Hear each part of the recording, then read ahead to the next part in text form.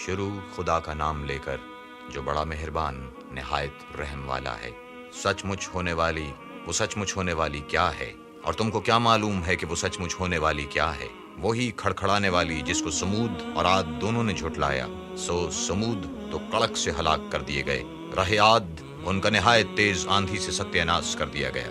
خدا نے اس کو 7 رات اور 8 دن ان پر چلائے رکھا، تو اے مخاطب تو لوگوں کو اس میں اس طرح ڈھائے اور مرے پڑے دیکھے جیسے کھجوروں کے کھوکھلے تنے۔ بھلا تو ان میں سے کسی کو بھی باقی دیکھتا ہے؟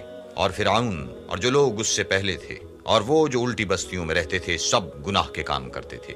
انہوں نے اپنے پروردگار کے پیغمبر کی نافرمانی کی، تو خدا نے بھی ان کو بڑا سخت پکڑا۔ جب پانی طغیانی پر آیا تو ہم نے تم لوگوں کو کشتی میں سوار کر لیا، تاکہ اس کو تمہارے لیے یادگار بنائیں اور یاد رکھنے والے کان اسے یاد رکھیں۔ تو جب سور میں ایک بار پھونک مار دی جائے گی اور زمین اور پہاڑ دونوں اٹھا لیے جائیں گے، پھر ایک بارگی توڑ پھوڑ کر برابر کر دیے جائیں گے، تو اس روز ہو پڑنے والی یعنی قیامت ہو پڑے گی، اور آسمان پھٹ جائے گا تو وہ اس دن کمزور ہوگا، اور فرشتے اس کے کناروں پر اتر آئیں گے، اور تمہارے پروردگار کے عرش کو اس روز 8 فرشتے اٹھائے ہوں گے۔ تم سب لوگوں کے سامنے پیش کیے جاؤ گے، اور تمہاری کوئی پوشیدہ بات نہ چھپی رہے گی۔ تو جس کا اعمال نامہ اس کے داہنے ہاتھ میں دیا جائے گا، وہ دوسروں سے کہے گا کہ لیجئے میرا اعمال نامہ پڑھیے، مجھے یقین تھا کہ مجھ کو میرا حساب کتاب ضرور ملے گا۔ پس وہ شخص من مانے عیش میں ہوگا، یعنی اونچے اونچے محلوں کے باغ میں، جن کے میوے جھکے ہوئے ہوں گے۔ جو عمل تم ایام گزشتہ میں آگے بھیج چکے ہو، اس کے صلے میں مزے سے کھاؤ اور پیو۔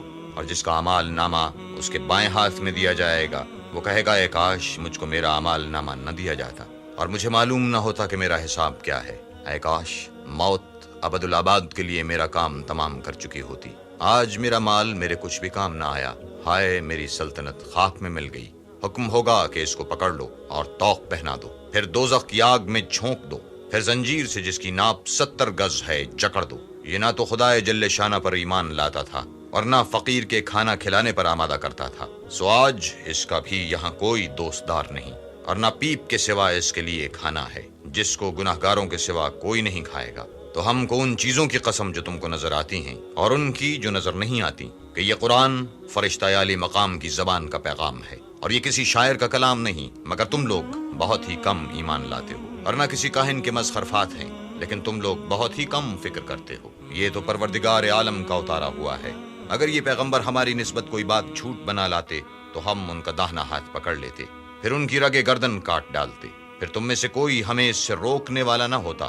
اور یہ کتاب تو پرہیزگاروں کے لیے نصیحت ہے، اور ہم جانتے ہیں کہ تم میں سے بعض اس کو جھٹلانے والے ہیں، نیز یہ کافروں کے لیے موجب حسرت ہے، اور کچھ شک نہیں کہ یہ برحق قابل یقین ہے۔ سو تم اپنے پروردگار عز و جل کے نام کی تنزیہ کرتے رہو۔